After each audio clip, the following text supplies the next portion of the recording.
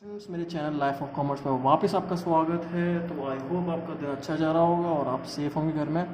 तो मैंने इससे पिछली वाली वीडियोस में बताया था सप्लाई के बारे में, सप्लाई के बारे में मैंने बेसिक्स बताया था। उसके बाद मैंने सप्लाई की अंदर मूवमेंट और शिफ्ट वगैरह बताया था। तो आई होप आपको वाला टॉपिक समझ में आ गया हो, क्योंकि आज का जो टॉपिक है सप्लाई का वो बहुत बहुत इंपॉर्टेंट टॉपिक है, क्योंकि इसका नाम क्या है, डिटर्मिनेंट्स ऑफ सप्लाई। तो ये वाला टॉपिक सप्लाई में one of the most important topic है। अगर सप्लाई चैप्टर से कोई भी क्वेश्चन आता है तो या तो ये आ सकता है, या इसके कॉजेज़ क्या होते हैं, लॉ ऑफ डिमांड ऑपरेट ऐसे क्यों होता है, वो हम नेक्स्ट वीडियो में पढ़ेंगे लॉ ऑफ डिमांड वगैरह के बारे में। बट ये डिटर्मिनेंट ऑफ सप्लाई वाला टॉपिक बहुत बहुत इंपॉर्टेंट है। तो मैं चाहता हूँ आप पूरी वीडियो देखें। अगर आपको कोई भी प्रॉब्लम हो तो कमेंट बॉक्स में बता दीजिएगा मेरे को, या कोई भी क्वेश्चन हो, कोई भी सजेशन हो, आप कमेंट बॉक्स बिल्कुल यूज़ करके बताइए।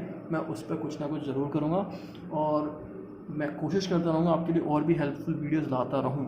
तो हाँ, मैं एक और चीज़ कहना चाहता हूँ, अगर मेरी वीडियोस पसंद आनी है तो प्लीज़ अपने दोस्तों से शेयर करें, मेरे चैनल को सब्सक्राइब करवाएं और करें भी अगर आपने अभी तक नहीं कराया तो, और मेरी वीडियोस को लाइक करते रहें। तो आज के हम टॉपिक की शुरुआत करते हैं। तो हम सबसे पहले पढ़ेंगे सप्लाई फंक्शन। मैंने बताया कि डिटर्मिनेंट ऑफ सप्लाई वाला टॉपिक होगा इस वीडियो में, बट उससे पहले एक छोटी सी चीज़ जानिए, वो क्या है, सप्लाई फंक्शन। तो सप्लाई फंक्शन की बात करते हैं। सप्लाई फंक्शन होता क्या है? सप्लाई फंक्शन क्या करता है, studies the functional relationship. Supply function क्या करता है, स्टडी करता है functional relationship between supply of commodity and its various determinants. तो नॉर्मल भाषा में बोलो तो ये क्या करता है, जो रिलेशनशिप होती है किसकी, एक कमोडिटी की सप्लाई की, उसके कुछ कुछ डिटर्मिनेंट्स जो होते हैं, जैसे प्राइस हुआ, और भी डिटर्मिनेंट है। वो कौन से हमारे, पीआर हुआ, एनएफ हुआ, पीएफ हुआ, जी, टी, ईएक्स और जीपी। अभी आपको ये बता दूंगा मैं थोड़ी देर में कि ये होते क्या है, अच्छे से एक्सप्लेन कर दूंगा और इनका मैं बता दूंगा कि कैसा इफेक्ट सप्लाई पे आता है। तो मैं आपको इस वीडियो में बता दूंगा, तो आप मेरे साथ इस वीडियो में आखिर तक बने रहें। तो मैंने आपको बता दिया सप्लाई फंक्शन क्या होता है, functional relationship between supply of a commodity and its various determinant. जो सप्लाई एक कमोडिटी की सप्लाई में और उसके डिटर्मिनेंट में, जो सप्लाई के डिटर्मिनेंट हैं, उनमें जो रिलेशनशिप होता है वो क्या बताता है, सप्लाई फंक्शन बताता है। ओके, तो इसकी इक्वेशन क्या होती है, supply function is equals to S X is equals to, ये एक्स कमोडिटी है, फंक्शन ऑफ ये सब P X, P R, N F, P F, G, T, E X और जी पी। आपको ये जानना थोड़ा ज़रूरी है बट इतना मोस्ट इम्पॉर्टेंट नहीं है। तो अब शुरुआत करते हैं हम one of the most important topic, जो कि क्या है, डिटर्मिनेंट है। तो मैं आपको बता चुका हूँ ये क्या है, ये P X, P R, N F, P F, G, T, E X, G P, ये सब डिटर्मिनेंट है। तो शुरुआत करते हैं कि सबसे पहला डिटर्मिनेंट क्या है, पी एक्स। तो फर्स्ट ऑफ ऑल मैं बताना चाहता हूँ डिटर्मिनेंट क्या होता है। डिटर्मिनेंट वो फैक्टर है जो किस पे इफेक्ट डाल सकते हैं, सप्लाई पे इफेक्ट डाल सकते हैं। तो सबसे पहले हमारे पास फैक्टर क्या है, वो पी एक्स है। पी एक्स मतलब प्राइस ऑफ ओन कमोडिटी, मतलब कोई एक कमोडिटी है, उसी कमोडिटी की प्राइस। अब जानते हैं कि एक प्राइस सप्लाई पर असर डाल सकती है, एक प्राइस उस कमोडिटी की डिमांड पर भी असर डाल सकती है। तो प्राइस जो है कमोडिटी की, वो सप्लाई पर कैसे असर डाली है वो देखते हैं। तो मैं बता चुका हूँ कि प्राइस और क्वांटिटी सप्लाइड में कैसा अंतर होता है, कैसा रिलेशनशिप होता है, पॉजिटिव रिलेशनशिप होता है। मतलब प्राइस बढ़ेगी तो सप्लाई क्या हो जाएगी, बढ़ जाएगी। इसे मैं बता चुका हूँ, पॉजिटिव रिलेशनशिप होता है, उसे बोल सकते हैं हम डायरेक्टली रिलेटेड होता है। तो प्राइस बढ़ जाएगी, क्वांटिटी सप्लाइड बढ़ जाएगी। यहाँ पर क्वांटिटी सप्लाइड स्पेशली मैंने लिखा है, क्योंकि जब भी हम सप्लाई को प्राइस से कंपेयर करते हैं, प्राइस के हिसाब से देखते हैं, तो उससे क्या बोलते हैं हम, क्वांटिटी सप्लाइड। और ये देखिए प्राइस घट रही है तो क्वांटिटी सप्लाइड क्या हो रही है, घट जा रही है। अब इसको एक कर्व के फॉर्म में देखते हैं, तो आप देख सकते हैं कि जब ये प्राइस यहाँ से लेकर यहाँ जा रही है, पहले तो हमारे यहाँ पे थी, फिर यहाँ से लेकर यहाँ चली गई, प्राइस ऊपर चली गई, तो उसके साथ साथ क्या हो रहा है, सप्लाई पहले यहाँ से लेकर यहाँ थी इस पॉइंट पे, उसके साथ सप्लाई कहाँ पहुँच गई, ऊपर पहुँच गई। अब यहाँ हो गई, इस वाले पॉइंट पे सप्लाई कहाँ हो गई, यहाँ हो गई। पहले कहाँ थी, यहाँ थी। प्राइस कहाँ थी, पहले यहाँ थी, और प्राइस बढ़ गई तो ये भी सप्लाई भी ऊपर चली गई। तो आप देख सकते हैं कि प्राइस और क्वांटिटी सप्लाई का कैसा रिलेशनशिप है, पॉजिटिव। ये भी ऊपर जा रहा है तो ये भी ऊपर जा रहा है। अगर ये नीचे जाता सप्लाई, प्राइस नीचे जाती है यहाँ से, तो क्वांटिटी सप्लाइड क्या आती, वो भी नीचे हो जाती। तो आई होप आपको ये वाला समझ में आ गया हो। क्या है, पहला डिटर्मिनेंट है किसका, सप्लाई का पहला determinant, P X is equal to price of own commodity. तो नेक्स्ट डिटर्मिनेंट कौन सा हमारा, पी आर। ये वाला पी एक्स और पी आर मैं डिटर्मिनेंट्स ऑफ डिमांड में भी बता चुका हूँ। पी एक्स पी आर क्या होता है, प्राइस ऑफ ओन कमोडिटी, और पी आर के अंदर क्या होता है, कॉम्प्लीमेंट्री गुड्स और सब्सटीट्यूट गुड्स। तो ये मैं बता चुका हूँ उसमें, और ये थोड़े थोड़े सेम ही हैं, बस थोड़ा सा डिफरेंस है। तो इसमें भी पी आर है, प्राइस ऑफ रिलेटेड गुड्स। इसके अंदर भी दो तरीके के गुड्स हैं, एक तो कॉम्प्लीमेंट्री और एक क्या है, सब्सटीट्यूट गुड्स है। तो सबसे पहले हम बात करेंगे कॉम्प्लीमेंट्री गुड्स की। कॉम्प्लीमेंट्री गुड्स का कैसा रिलेशनशिप होता है सप्लाई के साथ, तो अब हम बात करते हैं। तो कॉम्प्लीमेंट्री गुड्स क्या होते हैं, जो एक दूसरे की सप्लाई पूरी करें। अब मैं बात करूं, एक पेन हुआ। अब पेन में one of the most important चीज़ क्या है, इंक। अब पेन अलग चीज़ है और इंक अलग चीज़ है, बट ये दोनों क्या है, कॉम्प्लीमेंट्री गुड्स हैं, ये एक दूसरे के साथ ही चलते हैं। तो अगर मैं बोलूँ कि सप्लाई किसकी बढ़ गई, अगर एक इकोनॉमी में पेन की सप्लाई बढ़ गई काफ़ी, मतलब पेन की सप्लाई काफ़ी बढ़ानी है, तो उसके लिए क्या करना पड़ेगा, इंक की सप्लाई भी बढ़ानी पड़ेगी। भाई इंक की तो डलती है उसमें, पेन में one of the most important चीज़ है पेन के अंदर। तो अगर इंक पेन की सप्लाई बढ़ानी है तो किसकी सप्लाई बढ़ानी पड़ेगी, पहले इंक की सप्लाई भी बढ़ानी पड़ेगी। तो हम बात करते हैं, ये क्या है हमारी, मानिए प्राइस बढ़ गई पेन की, प्राइस बढ़ गई पेन की, तो क्या हो गया, क्वांटिटी सप्लाई किसकी बढ़ जाएगी, पेन की सप्लाई बढ़ जाएगी, क्वांटिटी सप्लाइड। प्राइस बढ़ गई पेन की, ये वाली चीज़ याद रखिए, मैंने ऊपर लिखा हुआ है, ये पेन की प्राइस है और क्वांटिटी सप्लाइड किसकी है, इंक की। तो अब आप देख सकते हैं, जब प्राइस किसकी बढ़ गई, पेन की प्राइस बढ़ गई, तो पेन की क्वांटिटी सप्लाइड बढ़ जाएगी। अब पेन की क्वांटिटी सप्लाइड बढ़ गई तो भाई अब उसके लिए जो यूज़ होती है इंक, उसकी सप्लाई भी बढ़ानी पड़ेगी, वरना वरना बिना इंक के पेन तो बेकार है। तो आप जो देख सकते हैं कि जब प्राइस बढ़ गई तो सप्लाई बढ़ गई किसकी, पेन की। अब पेन की सप्लाई बढ़ गई तो उसकी वजह से किस पे चेंज आया, क्वांटिटी सप्लाइड पे चेंज आया, किसकी, इंक की। पेन की सप्लाई बढ़ गई तो इंक की सप्लाई बढ़ानी पड़ेगी।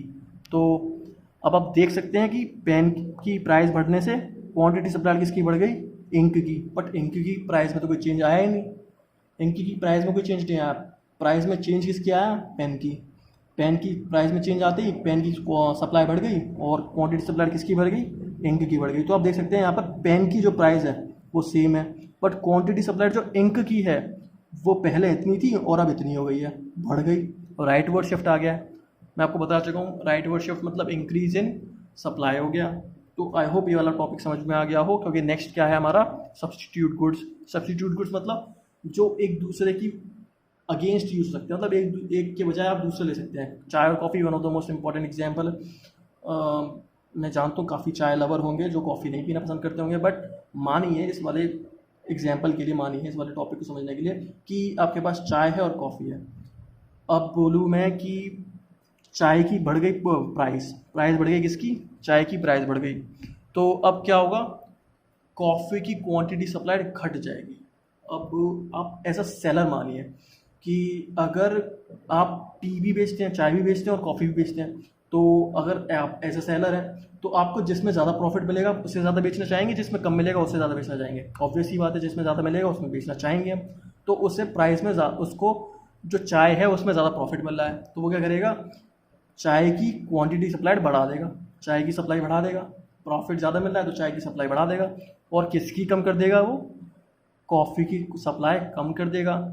तो इसकी वजह से देखिए, प्राइस जब चाय की बढ़ गई तो क्वांटिटी सप्लाई किसकी घट गई, कॉफ़ी की क्वांटिटी सप्लाई घट गई, क्योंकि उसे प्रॉफिट कम मिल रहा है। प्रॉफिट कम मिल रहा है तो कम बेचना चाहेगा, कम बेचना चाहेगा तो कम सप्लाई करेगा, नॉर्मल सी बात है। और प्राइस घट गई चाय की तो कॉफ़ी की प्राइस और क्वांटिटी बढ़ गई। तो आप देख सकते हैं यहाँ पर क्या हुआ, प्राइस जो है कॉफ़ी की प्राइस तो कांस्टेंट है, कॉफ़ी की प्राइस में कोई चेंज नहीं आया। चेंज किसकी प्राइस में आया था, चाय की प्राइस में। बट क्वांटिटी सप्लाइड किसकी घट गई, वो बढ़ गई, कॉफ़ी की क्वांटिटी सप्लाइड बढ़ गई, क्वांटिटी सप्लाइड बढ़ गई कॉफ़ी की। ये देख के बता सकते हैं कि क्वांटिटी सप्लाइड क्यों बढ़ गई होगी, क्योंकि चाय की जो प्राइस है वो कम हो गई होगी। चाय की प्राइस कम हो गई तो प्रॉफिट कम हो गया, और प्रॉफिट कम हो गया तो उसे कम बेचना चाहेगा चाय को, और कम बेचेगा चाय को तो कॉफ़ी की सप्लाई क्या हो जाएगी, बढ़ जाएगी। तो आप देख सकते हैं प्राइस तो कॉफ़ी की सेम रही बट सप्लाई बढ़ गई। तो आई होप ये वाला पॉइंट समझ में आ गया हो, क्योंकि नेक्स्ट पॉइंट क्या है हमारा, नेक्स्ट पॉइंट है हमारा number of forms. Number of forms basic सा पॉइंट है, ये आपको हाल ही समझ में आ जाएगा। अब एक मानिए पूरी इकोनॉमी में पहले 10 फर्म थी और वो बेचनी थी 1000 यूनिट, 10 फर्म 1000 यूनिट बेचनी थी। बट अब हो गई कितनी, 20 फर्म हो गई, अब वो बेच रही है 2000 यूनिट। तो आप देख सकते हैं कि जैसी नंबर ऑफ फॉर्म बढ़ी, सप्लाई क्या हो गई, बढ़ गई। नंबर ऑफ फॉर्म बढ़ते ही सप्लाई बढ़ गई।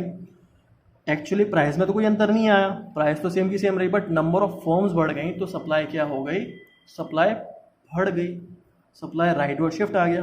नंबर ऑफ फॉर्म घट जाएंगी, पहले 1000 थी अब 500 हो गई तो सप्लाई कम हो जाएगी। पहले 10 फॉर्म थी अब फिर 5 रह गई, तो वो 1000 यूनिट जो बेच रहे थे वो 500 रह गई, तो सप्लाई कम हो गई। तो ऐसे होता है नंबर ऑफ फॉर्म्स का। अब देखते हैं हम फोर्थ, ये क्या है, price of factor of production. अब ये क्या है फैक्टर ऑफ प्रोडक्शन, मतलब जो भी खर्चा होता है प्रोडक्शन में, कॉस्ट जो भी लगती है वो बता रहा है ये। अब मैं इसको पिछली वीडियो में एग्जांपल देके समझा चुका हूँ कि मानिए प्राइस तो सेम है, कॉमोडिटी की 10 रुपये प्राइस है और उसमें खर्चा कितना आ रहा था, पहले 5 रुपये खर्चा आ रहा था पहले, और वो 10 की बिक रही थी, ठीक है। बट अब वो 5 रुपये का खर्चा कितना हो गया, अब वो खर्चा हो गया 8 रुपये। अब भाई उसे पहले उसे मार्जिन कितना मिला था, 5 रुपये का मार्जिन मिला था, उसे प्रॉफिट कितना मिला था, 5 रुपये प्रॉफिट मिला था। बट उसे अब कितना प्रॉफिट रह गया, 2 रुपये का, 2 रुपये प्रॉफिट रह गया, प्रॉफिट कम हो गया। तो वो सोचेगा यार इसे बेचने का क्या फ़ायदा, इसकी सप्लाई कम कर दे रहा हूँ मैं। तो जैसे ही कॉस्ट बढ़ गई, प्रोडक्शन का खर्चा बढ़ गया, उसने क्या करा, सप्लाई कम कर दी। और जैसे ही प्रोडक्शन का खर्चा घट गया उसने सप्लाई बढ़ा दी। भाई प्रोडक्शन का खर्चा घट गया तो मतलब प्रॉफिट ज़्यादा होगा, प्रॉफिट ज़्यादा होगा सप्लाई ज़्यादा करेगा। तो आप देख सकते हैं प्राइस सेम रही बट सप्लाई पहले एस थी बट S1 हो गई, राइटवर्ड शिफ्ट आ गया, मतलब क्या हुआ, बढ़ गई सप्लाई। तो आई होप ये वाला पॉइंट समझ में आ गया होगा कि नेक्स्ट पॉइंट क्या है हमारा, फिफ्थ पॉइंट है हमारा गोल ऑफ द फर्म। ये भी डिटर्मिनेंट है। अब ये कैसे है इसका थोड़ा सा डिफरेंट कॉन्सेप्ट है। तो गोल ऑफ द फर्म कैसे काम करता है कि मानिए अगर एक फर्म का गोल क्या है कि उसे मैक्सिमम प्रॉफिट चाहिए, तो वो क्या करेगा, ज़्यादा से ज़्यादा कॉमोडिटी बेचना चाहेगा ज़्यादा से ज़्यादा प्राइजेस पर। पहले जितनी प्राइस थी वो प्राइस बढ़ा देगा और ज़्यादा से ज़्यादा बेचना चाहेगा प्रॉफिट मैक्सिमाइज करने के लिए, क्योंकि कॉस्ट तो सेम आ रही है उसकी, बट प्रॉफिट मैक्सिमाइज करेगा। सेल बढ़ जाएगी तो उसकी क्या होगी, प्रॉफिट जो है ओवरऑल बढ़ जाएगा। तो उसे प्रॉफिट अगर चाहिए तो ज़्यादा बेचेगा हायर प्राइस पर, ये याद रखिए हायर प्राइस पर। बट उसे ज़्यादा सेल चाहिए, यहाँ पे प्रॉफिट ज़्यादा चाहिए था उसे, यहाँ पे ज़्यादा सेल चाहिए। तो अगर उसे ज़्यादा सेल चाहिए तो वो क्या करेगा, लोअर प्राइस पर बेचेगा सेम, या फिर लोअर प्राइस पर बेचेगा ज़्यादा से ज़्यादा गुड। तो आई होप आपको ये वाला पॉइंट समझ में आ गया हो। तो 6 पॉइंट क्या हमारा, टेक्नोलॉजी। बेसिक सा पॉइंट है, जैसी नंबर ऑफ फॉर्म्स था, अगर मानिए टेक्नोलॉजी बढ़ गई, पहले हाथों से काम हो रहा था तो 100 यूनिट बन पा रही थी, बट अब नई मशीन लिया है तो अब 500 यूनिट बननी है। तो जैसी टेक्नोलॉजी बढ़ जाएगी, क्वांटिटी सप्लाई क्या है वो बढ़ जाएगी, क्वांटिटी सप्लाई क्या है बढ़ जाएगी। और जैसी टेक्नोलॉजी कम हुई, वापस हाथ पे आ गए, खर्चा नहीं उठा पा रहे होंगे, सप्लाई क्या हो गई, फिर से कम हो गई। तो प्राइस सेम है, सप्लाई SS से S1 राइटवर्ड शिफ्ट बढ़ गई। तो 7 पॉइंट क्या है हमारा, एक्सेप्शन ऑफ बिजनेस। ये थोड़ा सा इंपॉर्टेंट पॉइंट और थोड़ा सा कॉम्प्लिकेटेड पॉइंट है। अब ये देखिए, अब इसमें क्या है, अब सेलर मानता है कि इसमें ये मानना है सेलर कि अभी जो प्राइस है वो बढ़ जाएगी फ्यूचर में जाकर। अभी पहले 10 रुपये चल रही है अभी, तो फ्यूचर में हो जाएगी 20 रुपये। तो अब वो सोचता है कि यार मेरे पास सप्लाई तो है, गुड्स तो है मेरे पास, बट अभी प्राइस क्या है 10 रुपये चल रही है, अगर फ्यूचर में 20 रुपये हो जाएगी तो मुझे मार्जिन और ज़्यादा मिल जाएगा, काफ़ी मार्जिन बढ़ जाएगा मेरा। तो अभी बेचने से क्या फ़ायदा, अभी रख ले रहा हूँ और अभी बाद में बेचेंगे जब प्राइस बढ़ जाएगी। तो वो क्या करेगा, फ्यूचर की प्राइस अगर बढ़ रही है तो अभी की जो सप्लाई है वो क्या कर देगा, कम कर देगा। भाई मार्जिन इतना नहीं मिलेगा उसे, अगर फ्यूचर में प्राइस बढ़ गई उसकी 20 रुपये हो गई तो उसका मार्जिन तो भाई बहुत ऊपर हो जाएगा। तो इसीलिए क्या है, वो अभी की सप्लाई कम कर देगा ज़्यादा से ज़्यादा प्रॉफिट के लिए। बट अगर वो देख रहा है कि फ्यूचर में प्राइस कम हो जाएगी तो जल्दी से जल्दी बेच दो भाई, जल्दी से जल्दी अभी जितना है बेच दो, जितना मार्जिन मिल रहा है जल्दी से निकाल दो। तो वो क्या कर देगा, सप्लाई बढ़ा देगा। तो ऐसी क्या है, प्राइस क्या है कांस्टेंट रही और सप्लाई क्या है बढ़ गई, SS से S1 राइटवर्ड शिफ्ट, सप्लाई बढ़ गई। तो आखिरी वाला डिटर्मिनेंट ऑफ सप्लाई क्या है हमारा, गवर्नमेंट पॉलिसी। अब मानिए गवर्नमेंट ने क्या कह दिया, टैक्सेशन बढ़ा दिया। अब टैक्सेशन बढ़ा दिया तो भाई उसकी प्राइस तो सेम रखनी पड़ेगी उसे, वरना मार्केट में उसकी डिमांड कम हो जाएगी। तो टैक्सेशन बढ़ा दिया और प्राइस सेम है। अब टैक्सेशन बढ़ा दिया और प्राइस सेम है तो उसकी वजह से क्या होगा, उसका प्रॉफिट कम हो जाएगा। भाई नॉर्मल सी बात है, अगर प्राइस 10 रुपये और पहले उसकी टैक्स वैक्स सब मिलाकर आ रही थी 6 रुपये, अब उसकी टैक्स बढ़ा दिया भाई गवर्नमेंट ने, तो अब उसकी आ रही है 8 रुपये, जो उसकी कॉस्ट है वो आ रही है 8 रुपये। तो प्रॉफिट कम हो गया 2 रुपये से, तो अब वो प्रॉफिट कम हो गया तो वो क्या करेगा भाई, नॉर्मल सी बात है सप्लाई कम कर देगा। और टैक्सेशन कम कर दिया उसने। अब पहले आ रही थी टैक्सेशन वगैरह मिलाकर, सब कुछ मिला के खर्चा आ रहा था कितना, 6 रुपये, अब आ रहा है 5 रुपये। तो वो क्या करेगा, अरे बढ़ाओ बढ़ाओ भाई, सेल बढ़ाओ, सेलर और सप्लाई करेगा, सेल बढ़ाओ, प्रॉफिट बढ़ाओ, इसीलिए क्या हो जाएगी। तो हमने यहाँ पर क्या माना है कि टैक्सेशन बढ़ गया है यहाँ पर। तो इस वाले कर्व में माना है कि टैक्सेशन बढ़ गया है, प्राइस सेम रही, टैक्सेशन बढ़ गया तो सप्लाई क्या कर देगा, कम कर देगा। सप्लाई कम करी तो लेफ्टवर्ड शिफ्ट आ जाएगा, एस से S1 F1, सप्लाई कम। तो डिटर्मिनेंट ऑफ डिमांड का जो लास्ट पॉइंट था गवर्नमेंट सप्लाई, उसका ही ये सेकंड पॉइंट है, वो क्या है हमारा, सब्सिडी। तो इससे पहले हमने पढ़ा टैक्सेशन, तो अब क्या है, सब्सिडी। तो सब्सिडी क्या होता है कि जो गवर्नमेंट क्या करती है, हेल्प करती है कि मैन्युफैक्चरिंग तुम और करो, हम तुम्हारा हेल्प कर रहे हैं, तुमसे टैक्स कम लेंगे या फिर तुम्हें हम पैसा दे रहे हैं। तो उसकी वजह से क्या होता है, अगर सब्सिडी बढ़ाई उन्होंने, गवर्नमेंट ने सब्सिडी बढ़ा दी, मतलब पैसा उन्होंने ज़्यादा दिया, मतलब अगर प्रोडक्शन जो कर रहा है उसको प्रॉफिट नहीं हो रहा होगा उतना, तो वो क्या सोच रहा होगा, सप्लाई कम कर दूँ। बट गवर्नमेंट चाहती है उसकी सप्लाई उतनी ही रहे, तो गवर्नमेंट ने क्या करा, सब्सिडी दे दी उसे कि लो तुम्हारा हम खर्चा कम करवा दे रहे हैं, तुम सप्लाई बढ़ा कर रहो। तो जितनी ज़्यादा सब्सिडी आएगी, जितनी ज़्यादा सब्सिडी देगी गवर्नमेंट, उतनी ज़्यादा वो सेलर क्या करेगा, उतनी सप्लाई करता रहेगा वो। मतलब जितनी ज़्यादा सब्सिडी देगी उतनी सप्लाई करता रहेगा, क्योंकि उसके प्रॉफिट में कम हो नहीं रहा, प्रॉफिट बढ़ेगा ही उल्टा। तो जितनी ज़्यादा सब्सिडी दी उसने, उतना ज़्यादा सप्लाई करा, और जितनी कम सब्सिडी दी उसने उतनी कम उसने सप्लाई करी, उतना कम बनाएगा वो, उतना कम बेचेगा वो। तो सब्सिडी का होता है क्या, पॉजिटिव रिलेशनशिप होता है। आप देख सकते हैं, जब सब्सिडी बढ़ेगी तो सप्लाई क्या है, बढ़ा देगा सेलर, जब सब्सिडी घटेगी तो सप्लाई क्या करेगा, घटा देगा। तो इस ग्राफिकल रिप्रेजेंटेशन के थ्रू समझते हैं ये वाले पॉइंट को, कि सब्सिडी बढ़ा दी तो भाई उसने क्या करा, सप्लाई बढ़ा दी। सब्सिडी बढ़ा दी मतलब सप्लाई बढ़ा दी, प्रॉफिट मिल रहा हुआ इसलिए उसने सप्लाई बढ़ा दी। बट प्राइस पे कोई असर आया, बिल्कुल भी असर नहीं आया प्राइस पर, प्राइस बिल्कुल सेम है। राइट वर्ड शिफ्ट आ गया S से S1 S1। तो आप देख सकते हैं कि सब्सिडी बढ़ने की वजह से सप्लाई बढ़ गई, प्राइस कांस्टेंट रही, राइट वर्ड शिफ्ट आ गया।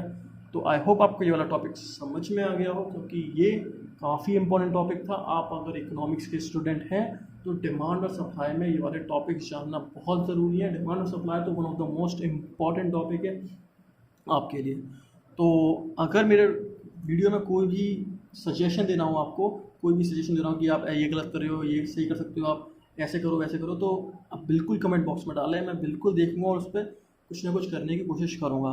तो अगर आपको मेरी वीडियोस पसंद आ रही है तो मैं एक और बार कहना चाहता हूँ कि प्लीज़ अपने दोस्तों में शेयर करें, मेरे चैनल को सब्सक्राइब करें और करवाते रहें, और जो मेरी वीडियोस हैं उन्हें लाइक करते रहें, बिकॉज आप जानते हैं भाई, मोटिवेशन मिलेगा, नॉर्मल सी बात है, मोटिवेशन मिलेगा तो और वीडियो डालने में मज़ा आएगा, आप सबके साथ कनेक्ट होने में, इंटरेक्ट करने में मज़ा आएगा। तो समझ सकते हैं आप, तो दिल की बात समझ ही सकते हैं आप। तो आप बिल्कुल करते रहें, शेयर करते रहें, और thank you and have a very nice day.